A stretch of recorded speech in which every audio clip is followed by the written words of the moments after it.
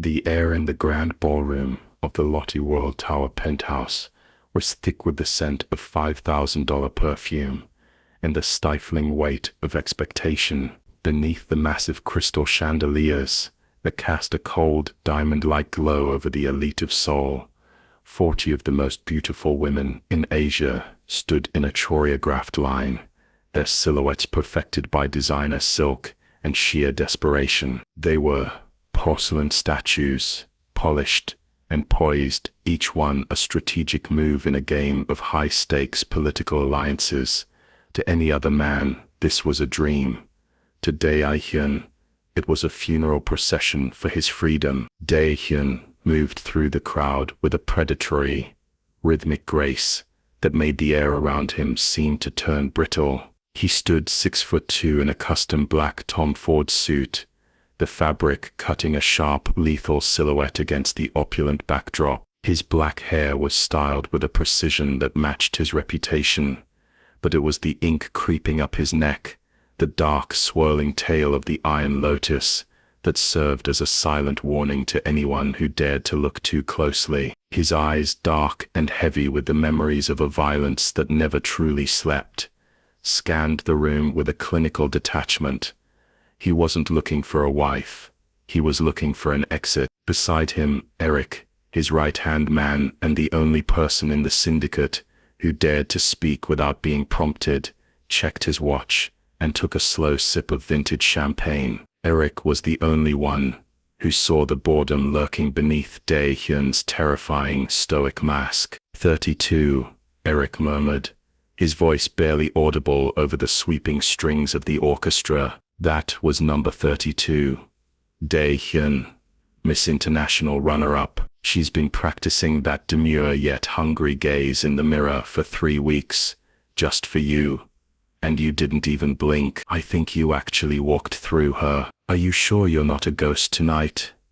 Dae-hyun didn't turn his head. His focus remained fixed on the middle distance, his expression professionally neutral, a mask of iron that hid a profound, aching loneliness. I see 40 performance artists, Eric, he replied, his voice a low, rough rumble that carried the weight of his criminal inheritance. I see women who want a throne, not a man. They are looking at the ink on my skin and the balance in my bank account. They aren't looking at me. 35, Eric counted, as they passed a woman in a gown of shimmering emerald that clung to her like a second skin. She tilted her chin, offering a practiced, knife-sharp smile designed to catch the light and his attention simultaneously. Dae-hyun's pace didn't falter. He bypassed her with the same cold indifference he would show a rival's plea for mercy. The selection gala was supposed to be the crowning achievement of his father's old guard traditions, a business transaction disguised as a romance. His father sat on a literal dais at the end of the room, a glass of whiskey in his hand, and a look of growing frustration on his weathered face, as he watched his heir treat the most coveted bachelorettes in the country like furniture. Dae-hyun could feel his father's gaze, a physical pressure on his back, demanding he play the part of the dutiful dragon. 39, Eric whispered, his tone shifting from amused to genuinely concerned. We're running out of models, boss. If you don't pick one, your father is going to pick for you, and we both know his taste runs towards psychotic and bloodthirsty. Just give one of them a nod, a half smile, anything to stop the cameras from recording a disaster. I am not a performing animal, Eric, Dae-hyun said, his fingers tightening around his untouched champagne glass. The artificiality of the room was beginning to feel like a chokehold. The perfume was too cloying, the smiles too plastic, the stakes too hollow. He had spent 28 years surrounded by beautiful things that had the hidden intention to destroy him, and tonight felt like the ultimate trap.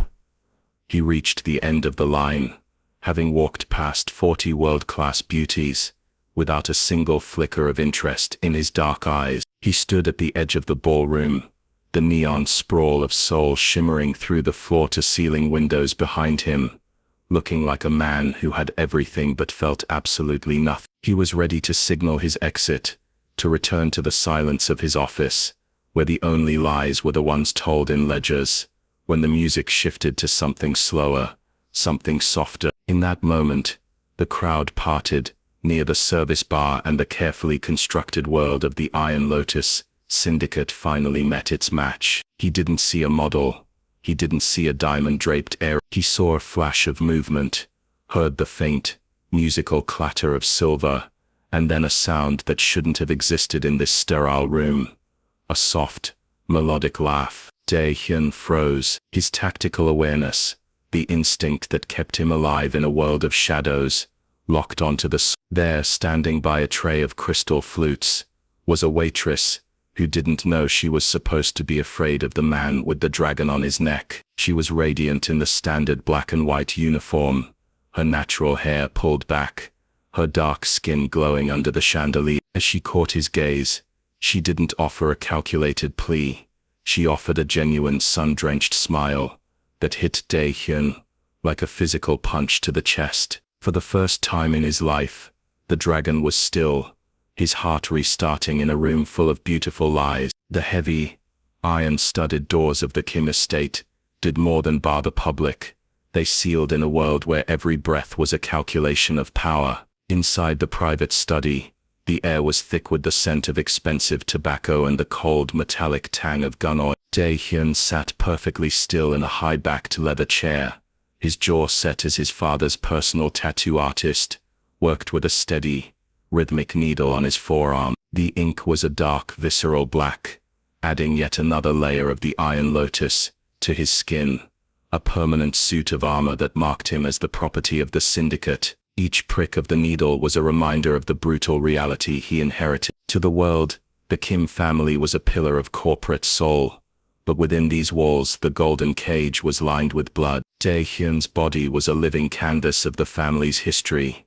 The lotus on his neck represented the roots in the underworld, while the jagged lines down his spine chronicled the wars they had won. He didn't flinch as the needle dragged through a sensitive patch of skin. In his world, showing pain was a luxury he had been denied since the age of 5. A man who cannot control his own house, cannot control an empire, his father Chairman Kim said without looking up from his desk. The elder man was a shadow of old-world violence, his voice like grinding stone. He was reviewing the portfolios of the women who would be present at the gala, not for their beauty, but for the shipping lanes and political favors their fathers controlled. The selection gala is not a party, Dae-hyun. It is a consolidation. You will choose a wife from the families I have vetted. The bloodline must be reinforced.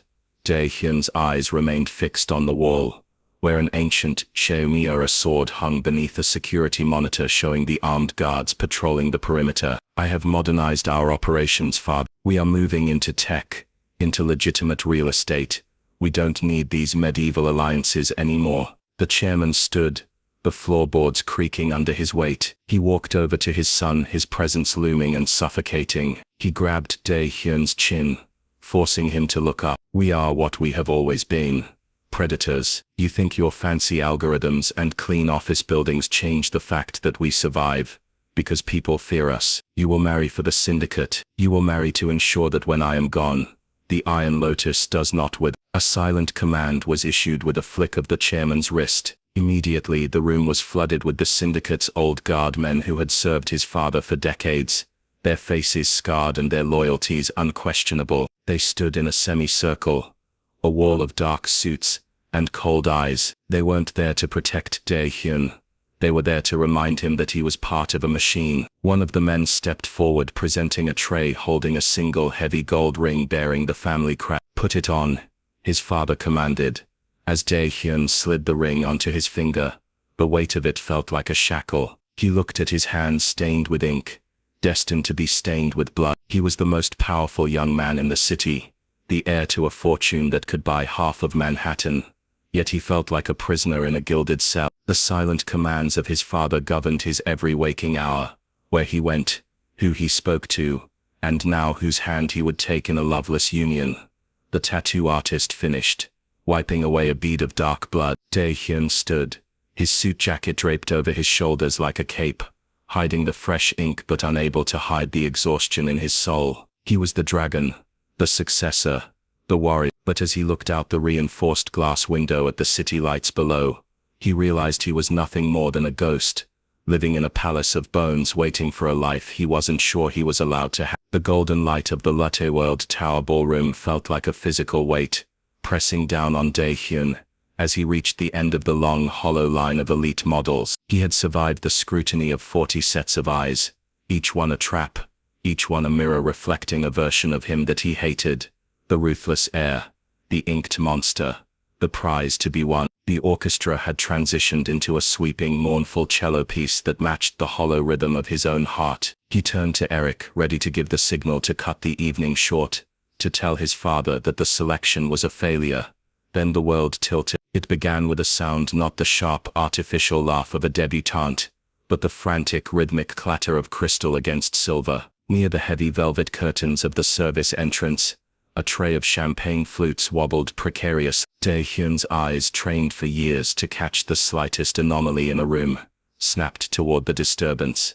Armani was moving through a gap in the crowd, her concentration etched into the graceful line of her shoulders. She was a vision of focused energy, entirely unaware that the most feared man in the city was tracking her every move. As a guest stepped back blindly into her path, her foot snagged on the thick pile of the rug. The tray lurched. For a breathless second, the crystal glasses danced on the edge of disaster, the golden liquid inside sloshing toward the white linen of her uniform. Dae-hyun moved before he could think. It wasn't the calculated stride of a mafia boss.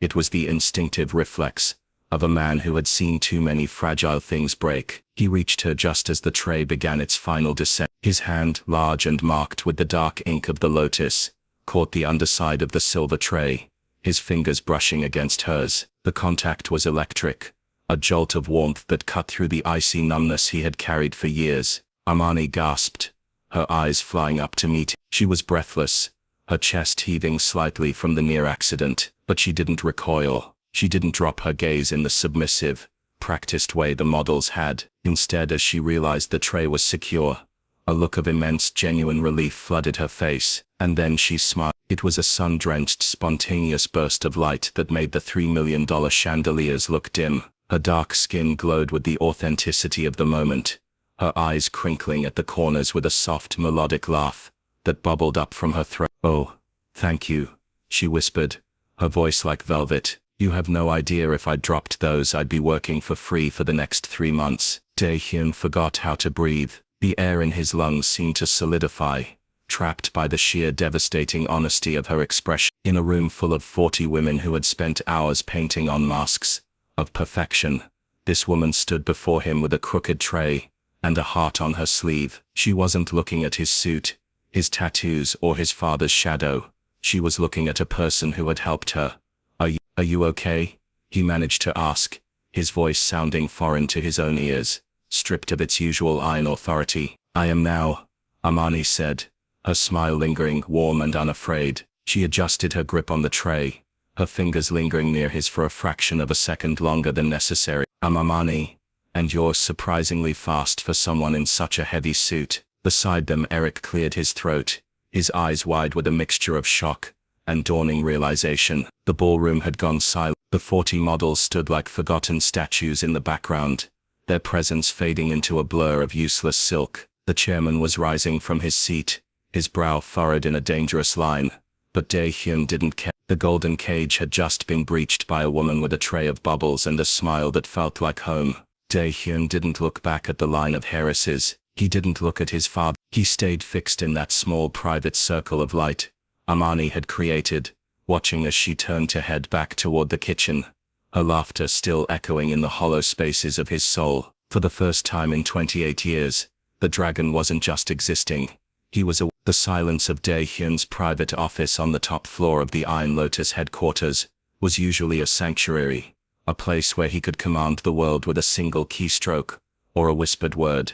But tonight the silence felt definite. The image of that smile, spontaneous, warm and entirely devoid of the greed that fueled his world, was burned into the back of his eyelids. He sat behind a desk carved from a single slab of black obsidian, his fingers tracing the fresh ink on his forearm.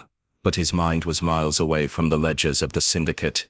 He tapped a button on his intercom, and seconds later, Eric stepped into the room. The usual playful glint in Eric's eyes was replaced by a look of wary curiosity. He knew the look on Dae-hyun's face. It was the look of a man who had identified a target, but for the first time, the objective wasn't a rival's territory or a shipment of contraband. The catering company, Dae-hyun said, his voice a low, focused rasp. The gala last night.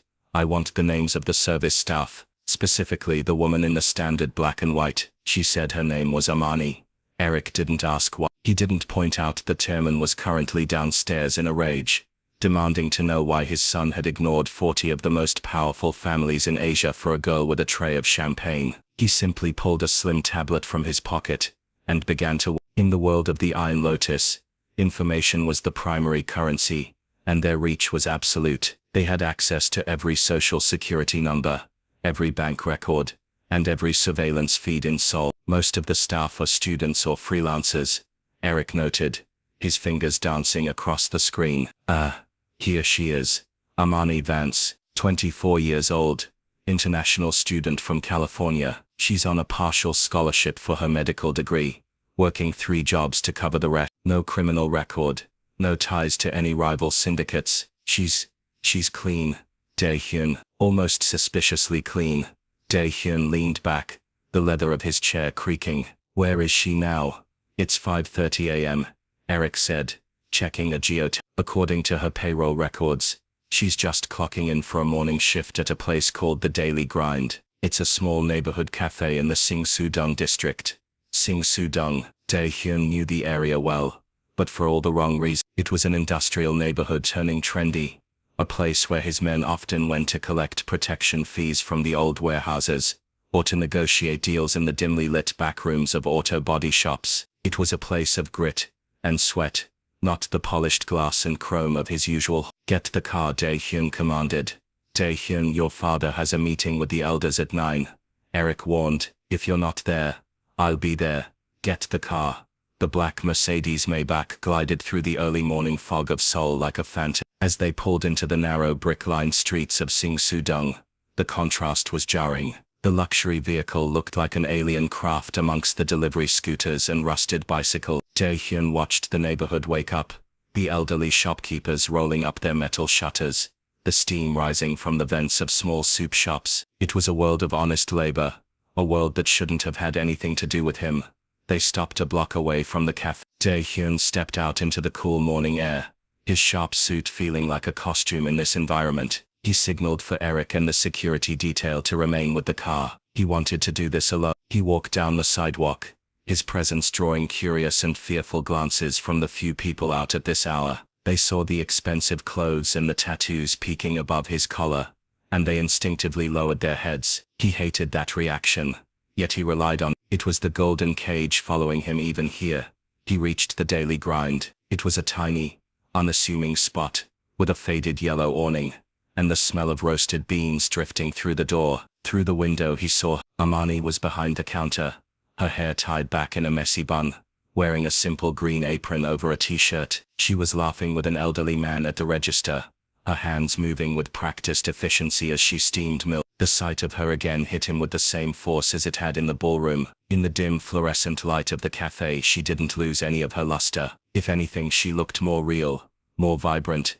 Dae-hyun pushed open the door, the chime above it announcing his arrival. The small crowd in the cafe went quiet. The air suddenly felt charged with the tension he carried everywhere. Amani looked up, her professional customer service smile ready, but it faltered when her eyes met his. Recognition flared in her gaze, followed by a flicker of confusion and then, remarkably, amusement. She didn't look at his tattoos with the horror most civilians did. She looked at him like he was a puzzle she hadn't quite solved yet. The fast man in the heavy suit, she said, her voice bright even at this hour. She leaned against the counter, ignoring the fact that her other customers were staring at him like he was a ticking bomb. I didn't think this place served the high society crowd. Did you get lost on your way to a board meeting?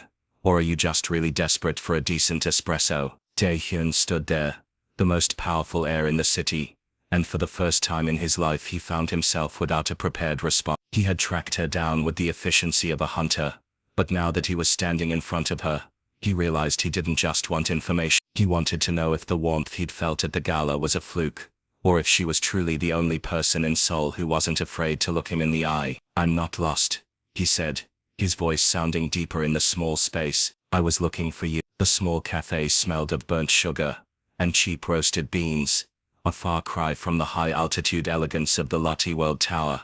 But to Dae-hyun, it felt significantly more solid. He stood at the scratched wooden counter, a man made of sharp lines and dark history, looking entirely out of place against the backdrop of mismatched mugs and chalkboards. Outside, the black Mercedes waited like a silent shark in a shallow pond. But inside, the only thing that mattered was the woman with the green apron and the questioning light in her eyes. Amani wiped her hands on a towel, her gaze sweeping over his perfectly tailored suit and the ink that marked his throat. She didn't look intimidated. She looked fascinated, as if he were a rare species of bird that had accidentally crashed through her window. "You were looking for me," she repeated, a playful lilt in her voice that softened the intensity of his presence. "That's a lot of effort for a waitress who almost ruined your shoes with champagne. Most people just leave a bad review or ask for a manager. You seem like the type who goes straight to the source." Dae-hyun reached for the espresso she had placed on the counter, his fingers brushing the ceramic. The heat of the cup was nothing compared to the sudden sharp awareness of her proximity. The regulars in the cafe had retreated to the far corners, their hushed whispers creating a bubble of privacy around the counter. "I don't care about the champagne," Dae-hyun said, his voice dropping to a low, intimate rasp. "And I don't care about review. I spent last night in a room designed to be perfect. There were 40 women there. Amani, 40 women who had spent their entire lives learning how to look at me without actually seeing me. They offered me everything. Money, power, alliances, but it was all a performance." He took a slow sip of the bitter coffee, his eyes never leaving hers. "I walked past every single one of them and I felt nothing. It was like walking through a gallery of statues, and then you trip." Amani's expression softened, the amusement in her eyes giving way to a quiet, guarded curiosity. She leaned her elbows on the counter, drawing closer. And you didn't look at me like I was a king or a monster," Dae-hyun said, the honesty of the statement catching even him off guard. "You laughed because you were relieved. You smiled because you were human. I've spent 28 years in a world where smiles are weapons or currency. I couldn't forget yours. It was the only real thing in that entire building." For a moment, the rhythmic hiss of the espresso machine was the only sound between them. Amani looked down at her hands, her fingers tracing a pattern on the wood. The weight of his confession hung in the air, heavy and undeniable. She was a medical student from California, fighting to pay rent in a city that often felt cold and foreign. And here was a man who looked like he owned the city, telling her that her 3-second reaction was the highlight of his year. "That's a lot of weight to put on a stranger," she said softly, looking back up at him. "You don't even know me. For all you know, I am just as much a performer as those women in the gowns. I was working for tips, remember? I've spent my life studying liars." Dae-hyun countered, a ghost of a smile touching his lips. "The first genuine one Eric would have seen in years. You aren't one of them. You're the first person in a long time who made me forget my own name for a sec." Amani let out a soft, huffed breath of a laugh, her shoulders relaxing. "Well, for the record, I didn't forget your name, mostly because I never knew it. I just thought of you as the scowling dragon in the expensive suit." "Dae-hyun," he provided, his gaze intense. "My name is Kim Dae-hyun." "Dae-hyun," she echoed, the way she said it making the name sound less like a title and more like a man. She glanced at the clock on the wall, then at the black car idling outside. "Look, Dae-hyun, I have a mountain of anatomy flashcards waiting for me and a double shift starting at noon. I don't know what world you live in, but it's clearly not mine. Men who look like you don't just show up at 6 a.m. to talk to girls like me. Then let me show you my world isn't all ink and shadows." The desperation he had felt earlier returned, a need to hold on to this connection before the syndicate pulled him back under. 1 hour, just 1 hour of lunch. No guards, no black cars, no selection galas, just 2 people having a meal. "If you hate it, I'll never darken your door again." Amani studied him, searching for the catch, the hidden agenda, but all she saw was a man who looked remarkably lonely despite the gold ring on his finger and the power in his stride. She saw the golden cage he carried with him and felt a sudden inexplicable urge to help him step outside of it,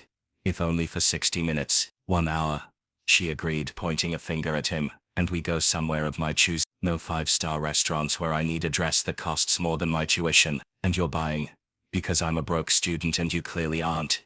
"Deal," Dae-hyun said, and for the first time in his life a business transaction felt like a victory. The transition from the sterile silence of a Maybach to the chaotic, sweat-scented air of a community gym in Queens was the first time Dae-hyun felt he could truly breathe. He had shed the Tom Ford blazer and the silk tie, appearing now in a simple black compression shirt that clung to his frame, leaving the intricate swirling ink of the Iron Lotus fully exposed. On the mat, surrounded by a dozen neighborhood kids in oversized white doboks, he wasn't the feared successor of a criminal empire. He was just a man with a steady hand and a patient voice. Amani stood in the doorway, a backpack slung over one shoulder, her breath catching as she watched him move. This was the normal hour he had promised, but nothing about it felt ordinary. She watched as Dae-hyun knelt on the blue mats to adjust the belt of a young boy who couldn't have been more than 7. He spoke in low, encouraging tones, his large tattooed hands moving with a gentleness that seemed impossible for a man who looked like he could crush stone. "Focus your energy here," Dae-hyun murmured to the boy, tapping his own chest.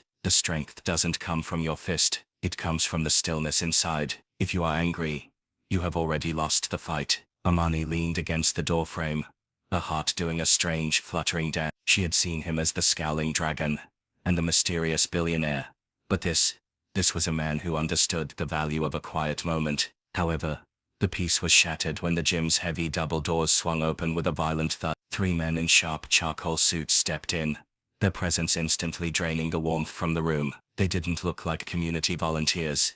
They looked like predators. The lead man, an older figure with a jagged scar through his eyebrows, scanned the room until his eyes landed on Dae-hyun. He didn't offer a greeting. He offered a cold, silent bow that carried the weight of 1,000 dark secrets. "Young master," the man said, his voice a gravelly rasp that cut through the sound of kids' laughter. "The chairman requires your presence. The business regarding the docks in Incheon has taken an unfavorable turn. Blood has been shed, and the elders expect a response." Amani felt the blood drain from her face. The word business was wrapped in so much unspoken violence that she felt a physical chill. She looked at Dae-hyun, waiting for him to dismiss them, to tell them they had the wrong person. Instead, she saw his entire posture shift. The warmth in his eyes died, replaced by an ancient freezing darkness. The gentle teacher vanished, and the Mafia boss returned. "I am in the middle of a class, Min," Dae-hyun said, his voice dropping an octave into a dangerous, metallic register. "The Iron Lotus does not wait for children's games," the man countered, his eyes flickering toward Amani with a look of pure clinical disdain. "And it certainly does not wait for distractions from the service staff." The realization hit Amani like a physical blow. The business, the Iron Lotus, the way people moved out of his way.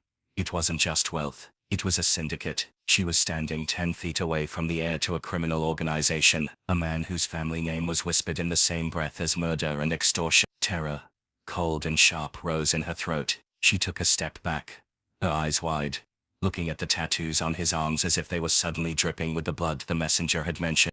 Dae-hyun saw her flinch. He saw the exact moment the human version of him was eclipsed by the monster she now realized he was. He stood up, dismissing the class with a sharp, silent gesture to the assistant instructor. He walked toward her, his stride purposeful and heavy. "Yamani," he said, reaching out a hand. "Don't," she whispered, her voice trembling. "He said blood was shed. He called you young master. You're not just a businessman, are you? You're them. You're the reason my neighborhood is afraid to walk out at night." Dae-hyun stopped, his hand hanging in the air between them, a bridge made of ink and regret. He looked at the men behind him, the physical manifestations of his golden cage, and then back at the woman who had made him forget his own name. "I am what I was born to be," he said, his voice thick with a profound, aching honesty. "But I am also the man you saw on this mat. I am trying to build something that isn't made of shadows. Amani, this center, these kids, this is the only part of me that is real. The rest is a legacy I am trying to survive." Amani looked at the terrified children being ushered out the back, and then at the ruthless men waiting for their leader. She saw the war raging behind Dae-hyun's eyes, the battle between the killer he was raised to be and the man who wanted to teach a 7-year-old how to find stillness. The terror was still there, a cold knot in her stomach, but beneath it was a flicker of something else, a deep, soul-shattering empathy. "You're a monster in a beautiful suit," she said, her voice barely audible over the hum of the city outside. But you're a monster who wants to be a man. I don't know if that's enough to make me stay. Stay for the hour, he pleaded, the stoic mask cracking for a single desperate second. Let me show you why I fight to keep this place open. Then if you want to run, I'll give you the head start you deserve. The iron-gray morning did not bring its usual light to the narrow streets of Seoul. Instead, it felt as though the city itself was holding its breath. For Ji-hyun, the atmosphere inside the Kim family estate was even more suffocating. The air was thick with the scent of incense and old leather, a combination that always heralded a reckoning. His father, Chairman Kim, sat behind his desk with a posture that suggested an ancient, immovable mountain. He did not look like a man who had just enjoyed a night of rest. He looked like a god who had spent the evening tallying up the sins of his subjects. You have become a liability, Ji-hyun, the chairman said, his voice a low, dry rasp that seemed to vibrate in the very floorboard. He didn't look up from the calligraphy he was meticulously practicing. The brush moved with a deadly precision, much like the men he commanded. The selection gala was a farce. The families of the 40 models I presented to you are not just insulted. They are looking for weakness, and they found it in a neighborhood cafe in Songsu-dong. Ji-hyun stood in the center of the room, his hands clasped behind his back, his expression a sheet of cold marble. He had known this moment was coming. In the Iron Lotus, there were no secrets, only delays. She is a civilian, father. She has nothing to do with the syndicate's operations. She has everything to do with them. The moment you look at her the way you do, the chairman snapped, finally slamming the brush down. A spray of black ink marred the white paper like a fresh brew. A leader of the Iron Lotus cannot afford the luxury of a heart that beats for someone outside the fold. You are the dragon. A dragon does not chase the sun into a gutter. You think your modernization protects you. It only makes you soft, and I will not allow the Kim legacy to soften into nothingness. Ji-hyun felt the coldness of the room settle into his bones. I am not soft. I am ensuring our survival in a world that is changing. The world does not change for people like us, his father countered, standing slowly. He walked toward the window, looking out over the sprawling city he had bled for. But since you are too blinded by a smile to see the cliff you are walking toward, I have taken the liberty of guiding you back. I have sent a message, not to you, but to the girl. She needs to understand the weight of the man she is entertaining. The realization hit Ji-hyun like a physical blow to the solar plexus. What did you do? I reminded her that she is a guest in this country, the chairman said, his tone terrifyingly casual, and that her family in California is quite easy to find. I believe my men are at her apartment now, ensuring she understands that your path and hers can never intersect. Miles away, in a cramped, sun-starved apartment in a quiet corner of Mapo-gu, Armani was startled by a rhythmic, heavy pounding on her door. It wasn't the polite knock of a neighbor or the delivery of her morning groceries. It was the sound of authority, the kind that didn't ask for permission. When she opened the door, she didn't see the human Ji-hyun from the gym or the lonely man from the cafe. She saw two walls of muscle in charcoal suits, their faces as devoid of emotion as the concrete of the city. They didn't step inside, they simply loomed, casting a shadow over her small living room. Miss Armani Vance, the taller one asked, his voice a flat, rehearsed drone. Yes. Armani's voice shook, her fingers gripping the edge of the door until her knuckles turned white. The man held up a tablet. On the screen was a high-resolution photograph of a small sun-bleached house in a suburb of Oakland. Her mother's house. There was another photo of her younger sister walking to school. The air left Armani's lungs in a sharp, painful gasp. The terror she had felt at the gym was nothing compared to this. This was personal. This was a reach that spanned oceans. The chairman is a traditional man, the messenger said, his eyes fixed somewhere above her head. He believes that some connections are a threat to the stability of the Iron Lotus. You are a distraction. Distractions are removed. You will cease all contact with the young master immediately. You will ghost him, as your people say. You will vanish from his life, or your family in California will suffer an unfortunate string of accidents. Do you understand? Armani couldn't speak. The vibrant, sun-drenched world she had tried to build for herself in Seoul shattered into a million jagged pieces. She saw the golden cage for what it truly was, a structure built on the bones of anyone who dared to stand in its way. She realized then that Ji-hyun hadn't been exaggerating the danger. If anything, he had understated it. "I understand," she whispered, the words feeling like ash in her mouth. "Good," the man replied. He handed her a small burner phone. "You will use this to send one final message. Then you will destroy your current SIM card. If he finds you again, the consequences will not fall on you. They will fall on the people in those photographs."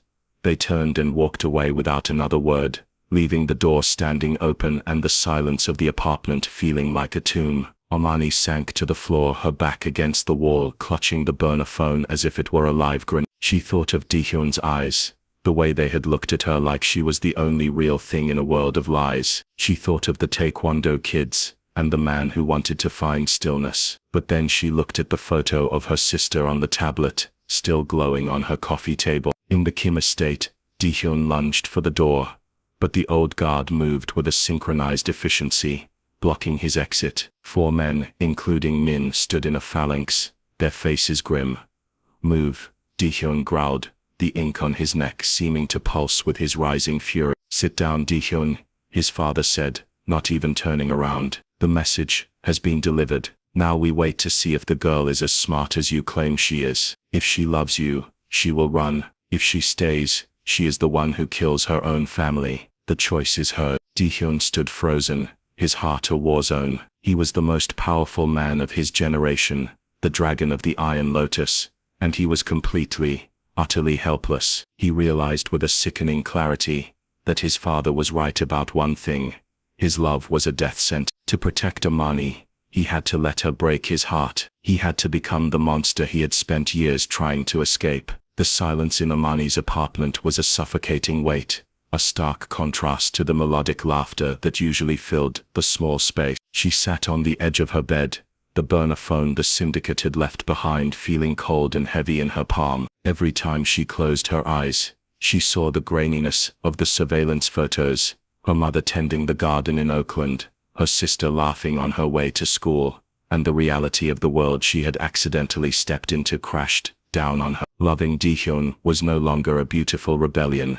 It was a lethal gamble where she was betting with lives that weren't her own. With trembling fingers, she typed the words that felt like glass shards in her throat. She didn't explain the men at her door, or the threats against her blood. To tell him the truth would be to invite him to go to war, and Armani knew that in a war between a father and a son, she would be the first casualty. "This was beautiful, but it was a mistake," she wrote, her vision blurring with tears. "I can't live in your world, Ji-hyun. I can't be the reason you look over your shoulder. Don't look for me. Please just let me go." She hit send and immediately felt the light in her soul extinguish. She followed the syndicate's instructions with robotic precision, snapping her old SIM card and watching the small piece of plastic fall into the trash. It was the sound of a door locking, a finality that made her chest ache with a physical hollow pain. She had spent 5 years in Seoul trying to build a future, but in one morning, the Iron Lotus had reminded her that she was nothing but a ghost in their machine. Across the city, in the sterile high-tech sanctuary of the syndicate's headquarters, Ji-hyun's phone vibrated on the obsidian desk. He grabbed it with a desperation that would have horrified his father. When he read the message, the world around him seemed to lose its color. He didn't believe the words. He knew Armani, knew the heat of her hand and the fearlessness of her gaze. But he understood the silence behind. He understood that his father hadn't just sent a message. He had used the one weapon Ji-hyun couldn't fight, Armani's love for her family. He didn't scream. He didn't smash the glass of his office windows. Instead, a terrifying absolute stillness settled over him. It was the stillness he taught the children at the gym, but refined into a cold, lethal edge. He stood and walked to the floor-to-ceiling window, looking out at the sprawling metropolis he was supposed to rule. For years he had tried to modernize the Iron Lotus, to clean the blood from the money. But he realized now that you couldn't reform a monster, you could only kill it.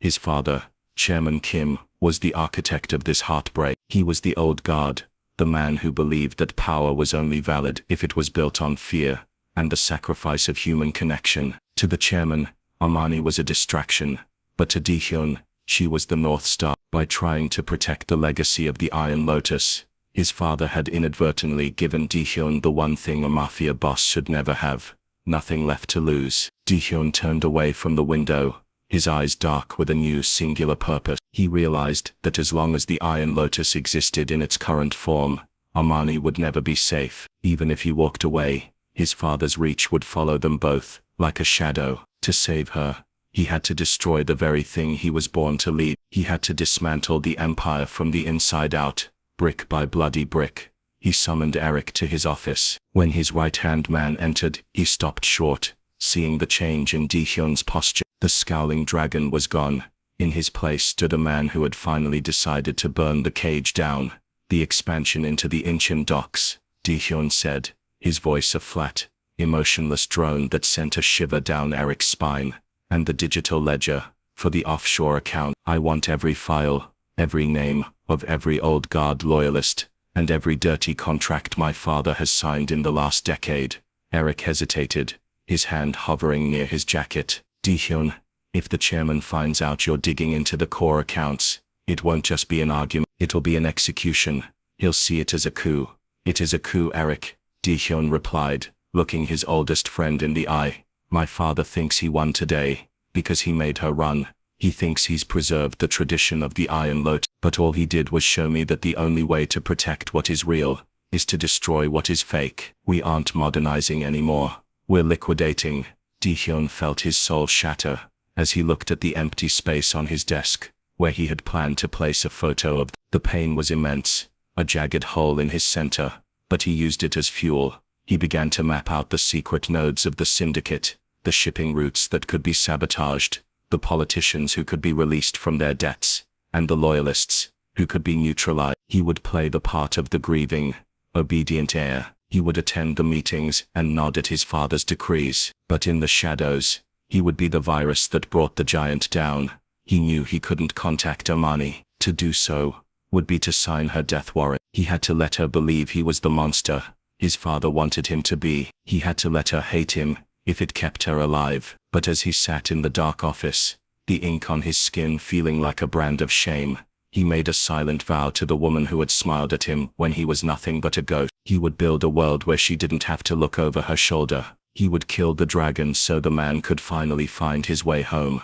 The heavy silence of the Kim estate was broken not by a gunshot, but by the rhythmic, mechanical wheeze of an oxygen concentrate. In the master suite, Chairman Kim lay beneath silk sheets that looked like a shroud, his face a pale, waxy mask of his former terror. The heart that had been made of flint and tradition had finally faltered, a massive coronary event, leaving the titan of the Iron Lotus tethered to a hospital bed in the center of his own fortress. For the syndicate, it was a moment of vulnerability. For Di-hyun, it was the signal he had been waiting for in the darkness of his own morning. Di-hyun stood at the foot of the bed, his silhouette framed by the morning sun, his suit jacket discarded, and his shirt sleeves rolled up to reveal the black ink of the lotus that seemed to pulse with every heartbeat. He looked down at the man who had threatened the only light in his life, and he felt no pity, only a cold, surgical clarity. The old guard was gathered in the hallway, whispering like vultures,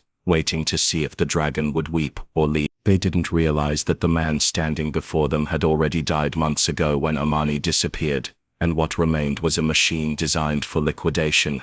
He is stable, but he will not lead again, the family physician whispered, bowing low, as he retreated from the room. Di-hyun didn't respond. He stepped into the hallway, and the air temperature seemed to drop 10 degrees. Len and the other loyalists stood tall, their eyes searching Di-hyun's face for a sign of weakness. Instead, they found a gaze as hard as industrial diamond. The chairman is retired, Di-hyun announced, his voice carrying the weight of a final judgment. Effective immediately, the Iron Lotus is under my absolute command. There will be no council meetings. There will be no appeals to tradition. We are entering a period of restructuring, and those who cannot adapt will be excised. Len stepped forward, his hand twitching near his belt. Young master, the docks in Incheon, The shipments are waiting. We need to send a message to the rival families that the Kim name is still feared. We need to strike. Ji-hyun turned to him, the movement so fast and precise it was a blur. He didn't pull a weapon. He simply leaned into Min's personal space, the sheer pressure of his intent making the older man recoil. There will be no strike. The Incheon contracts have been sold to a legitimate shipping conglomerate. The security details at the docks have been disbanded. We are no longer in the business of fear, Min. We are in the business of assets, and you are currently a liability. The house cleaning began with a ruthless, digital efficiency. While his father lay unconscious, Ji-hyun moved through the syndicate's assets like a forest fire. He didn't use the old-world methods of torture and street wars. He used the very modernization his father had feared. With Eric's help, he executed a series of untraceable wire transfers and legal maneuvers that gutted the violent sectors of the business within hours. The gambling dens were shuttered, their properties signed over to urban redevelopment projects. The extortion rings were collapsed by simply forgiving the debts of every small business owner in the district, backed by a legal fund that would tie up any retaliatory lawsuits for decades. He systematically leaked the locations of rival drug shipments to the international authorities, removing his competitors without firing a single bullet. But the true rebellion happened within the ranks. Ji-hyun called the old guard to the basement of the headquarters, the place where his father had once presided over discussions of blood and loyalty. The room was cold, lit by harsh fluorescent strips that hummed with electricity. I know which of you went to Amani Vance's apartment, Ji-hyun said, his voice echoing off the concrete walls. He walked the line of men, his eyes lingering on each face. I know who took the photographs of her family. I know who delivered the ultimatum. A heavy, terrified silence filled the room. These were men who had killed for the Iron Lotus, but they had never faced a dragon who had nothing left to lose. You followed the orders of a man who is now a ghost, Ji-hyun continued, stopping in front of me. You chose a legacy of violence over a future of peace. Today, that legacy ends. You will find your bank accounts closed. Your passports have been revoked. If you are seen within the city limits of Seoul,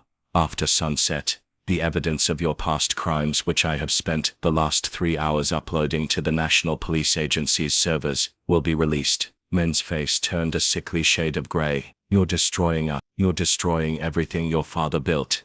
I'm saving his life, Ji-hyun countered, because as long as the Iron Lotus exists in its current form, he is a target. By turning this empire into a legitimate foundation, I am making him irrelevant, and I am making you obsolete. By the time the sun began to set over the Han River, the Iron Lotus Syndicate was no longer a criminal organization. It was a shell company transitioning into a global investment firm, focused on community development and medical research. The violent sectors had been amputated with a surgeon's precision. Ji-hyun sat in his father's chair, the heavy gold ring on his finger, feeling lighter than it ever had. He was exhausted, his body aching from the mental strain of the coup, but the golden cage was finally open. He had dismantled the machine that had threatened Amani. He had sterilized the world so she could live in it. He pulled out a small, encrypted phone, one his father's men didn't know about. He looked at the last message from Amani, the one that had broken him. He didn't reply. He had to be sure the shadows were truly gone. He had to be sure that the dragon was dead so that the man could offer her something more than a life on the run. He stood up and walked to the window, watching the city lights flicker on. He had lost his father's respect. He had lost his inheritance, and he had nearly lost his soul. But as he looked at his hands, no longer shaking with the weight of the lotus, he knew he was finally ready to find the woman who had smiled at him in a room full of lies. 6 months had passed since the night the Iron Lotus had been systematically dismantled, and Seoul had begun to forget the shadow of the dragon. The city breathed easier, the air in the Seongsu-dong district no longer heavy with the unspoken tax of fear. For Ji-hyun, those months had been a long, deliberate penance. He had traded the obsidian desk for a modest office in a refurbished warehouse, and the custom Tom Ford suits for simple dark sweaters that hid the ink on his arms, but couldn't hide the transformation in his soul. He was no longer a ghost, haunting a palace of bones. He was a man building something that lived in the light. The Kim Foundation for Youth and Research was now a reality, funded by the liquidated assets of a criminal empire. It was a legitimate, transparent entity that built community centers and funded medical scholarships, the very things that represented the world Amani lived in. But despite the success of the transition, There was a hollow space in Di-hyun's life that no amount of philanthropy could fill. He had intentionally stayed away, waiting until every last thread of the old guard was neutralized, and his father was safely ensconced in a quiet, high-security villa in the countryside. He had to be sure that when he finally approached her, he wasn't bringing a death sentence with him. It was a crisp autumn afternoon, when he finally found himself standing outside the gates of the university's medical campus. The ginkgo trees were shedding their golden leaves, carpeting the sidewalk in a vibrant yellow that reminded him of the light in her eye. He stood by a simple, silver sedan, not a Maybach, not a shark, looking like any other businessman waiting for a student. His heart, once a block of ice, beat with a frantic, terrifying rhythm. He had faced down assassins and usurpers without blinking, but the thought of seeing Amani again made his hands tremble. When the lecture hall doors opened, a sea of students flooded the courtyard, talking about exams and residency placements, and then he saw her. Amani was walking with a group of friends, clutching a heavy textbook to her chest, her lab coat draped over her arm. She looked thinner, the exhaustion of her studies etched into the faint shadows beneath her eyes, but she carried herself with that same unmistakable grace. She was laughing at something a classmate said, but the laugh didn't quite reach her eyes. It was the laugh of someone who had survived a storm but was still listening for the thunder. Di-hyun stepped forward, the movement drawing her gaze. The world around them seemed to fall into a sudden, vacuum-like silence. The students, the traffic, the rustle of the leaves, it all vanished. Amani stopped mid-stride, her textbook slipping an inch as her grip faltered. The color drained from her face, replaced by a mixture of shock, hope, and a lingering defensive terror. "Amani," he said, his voice barely a whisper, yet it carried across the distance with the weight of everything they had lost. She didn't run, she didn't call for help. She stood frozen for a long agonizing minute, searching his face. She looked for the scowling dragon, the man who commanded killers, but all she found was the ink on his neck was still there, a reminder of where he came from, but the darkness in his eyes had been replaced by a raw, naked vulnerability. He looked like a man who had walked through fire, just to stand in her presence. "You're not supposed to be here," she said, her voice trembling as she walked toward him, her pace hesitant. "They said, your father said, my father has no more say in this world." Di-hyun interrupted softly, taking a cautious step toward her. "The Iron Lotus is gone, Amani, truly gone. There are no more threats, no more shadows. I spent the last 6 months making sure that if I ever saw you again, you would be the safest woman in this city." Amani stopped a few feet away from him, her eyes searching him. She saw the lack of a security detail, the absence of the heavy gold ring, and the way he stood, no longer a predator, but a man seeking asylum. "I heard about the foundation," she whispered. "The scholarships, the centers. I thought, maybe it was just a PR, a way to hide the blood. It's the only way I know how to deserve the air I breathe," Di-hyun said, his voice thick with emotion. "I couldn't change the past, but I could destroy the machine that tried to take you from me. I'm not a mafia boss anymore, Aman. I'm just a man who realized that power is worthless if the only person you want to share it with is afraid of you."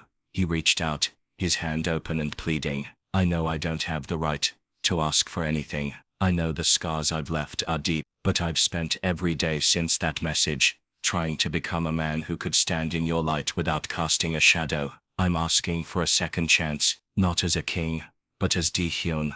The silence stretched between them, a bridge made of 6 months of silence and a lifetime of regret. Amani looked at his hand, then up at his face. She saw the man who had caught her tray, the man who had adjusted a child's belt in a gym, and the man who had dismantled an empire for a waitress's safety. The fear that had lived in her chest for half a year finally began to dissolve, replaced by a warmth she thought she had lost forever. She let out a long, shaky breath, a small, tearful laugh escaping her lips. It was the same sound he had heard in the ballroom, the melodic, genuine sound that had restarted his heart. She stepped into his space, closing the gap, and placed her hand in his. Her skin was warm against his, a grounding force that made the rest of the world feel like a dream. "You're still surprisingly fast for a man in a heavy suit," she whispered, a radiant, sun-drenched smile breaking across her face, the same smile that had started it all. Di-hyun closed his eyes as he pulled her into a hug, burying his face in her shoulder. The golden cage was gone. The dragon was dead, and his hearts collided in the golden light of the soul afternoon. He realized that for the first time in his life he wasn't just surviving, he was home.